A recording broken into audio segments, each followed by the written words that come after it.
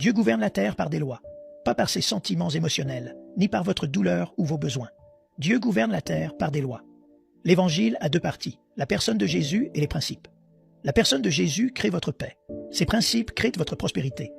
La personne de Jésus vous prépare pour l'éternité. Les principes de Jésus vous préparent pour la terre.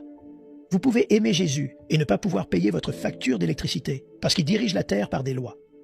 Un chrétien a tendance à vouloir que Dieu prenne ses décisions. C'est pourquoi nous utilisons l'expression « Dieu est aux commandes ». Dieu gouverne la terre par ses lois.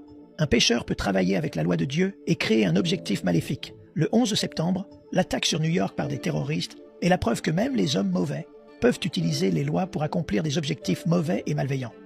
Et un pécheur avec un but a plus de pouvoir qu'un chrétien sans but.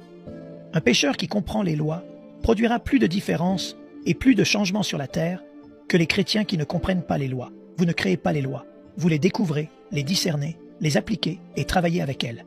Eh bien, l'une des lois est la loi de la semence.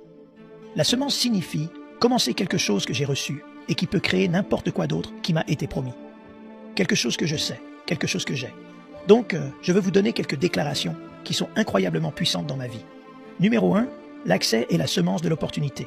Identifiez n'importe quel environnement dans lequel vous avez eu le privilège d'entrer et réalisez que si quelqu'un vous a invité au palais comme Joseph, c'est une semence qui a été plantée dans votre vie pour une opportunité. L'accès est une semence. Quelqu'un vous la donne. C'est une récolte. C'est aussi une semence. Numéro 2, la bataille est la semence du territoire. Quelque chose que vous voulez est voulu par quelqu'un d'autre. Toute bataille concerne un territoire. Maintenant, Dieu a donné à chacun d'entre nous un territoire. Ne laissez jamais un ennemi choisir les armes pour vous. Vos armes ne sont pas charnelles, mais elles sont puissantes par Dieu pour renverser les forteresses. Vous pouvez utiliser des armes qu'il ne voit pas. Vous pouvez utiliser des armes qui lui sont inconnues. Vous pouvez utiliser l'arme de la louange. Vous pouvez utiliser l'arme du silence. Vous pouvez utiliser l'arme des mots. Mais vous avez tout un arsenal. Mais la bataille fait partie du mode de vie du croyant. Vous avez démarré une nouvelle entreprise. C'est votre territoire. C'est votre territoire. Goliath ne vient pas là où vous êtes parce qu'il ne veut pas là où vous êtes. Les mensonges apparaissent lorsque vous entrez sur le territoire que Dieu vous a promis.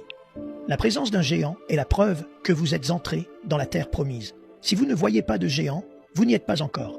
Alléluia! Mais quand vous entrez dans le domaine que Dieu dit que vous pouvez avoir, c'est là qu'apparaissent les géants.